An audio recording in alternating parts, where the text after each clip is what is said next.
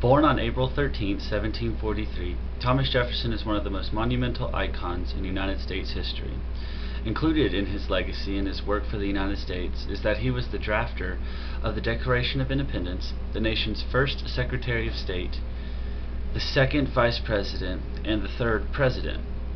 Jefferson died in bed at Monticello, located in Virginia, on July 4, 1826. In 1760, Jefferson left home to attend the College of William and Mary in Williamsburg, Virginia. At that time, Williamsburg was the capital.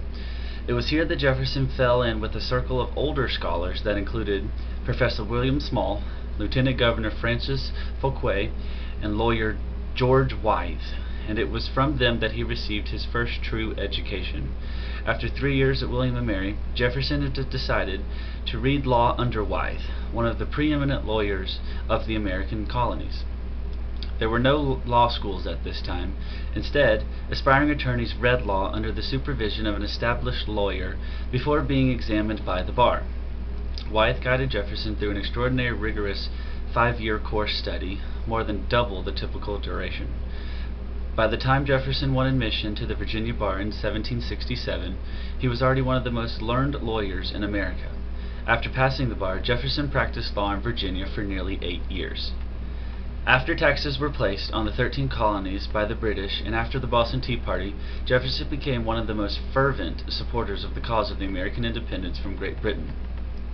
He was elected to the Virginia House of Burgesses in 1768 and joined its radical bloc led by Patrick Henry and George Washington. In 1774, Jefferson penned his first major political work entitled A Summary View of the Rights of British America, which established his reputation as one of the most eloquent advocates of the American cause.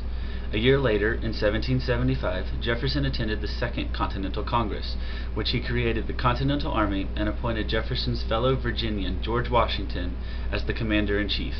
However, the Congress's most significant work fell to Jefferson himself. In June 1776, the Congress appointed a 5-man committee, including Jefferson, to draft the Declaration of Independence. This committee then chose Jefferson to author the Declaration's first draft. In it, Jefferson created a legacy for himself as most of his words and ideas were established and still resonate amongst Americans today. Especially quotes like, "We hold these truths to be self-evident, that all men are created equal."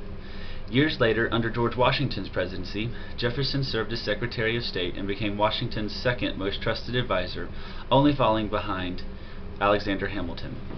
When Jefferson was not working and not involved in politics, he lived at his home called the Monticello with his wife Martha.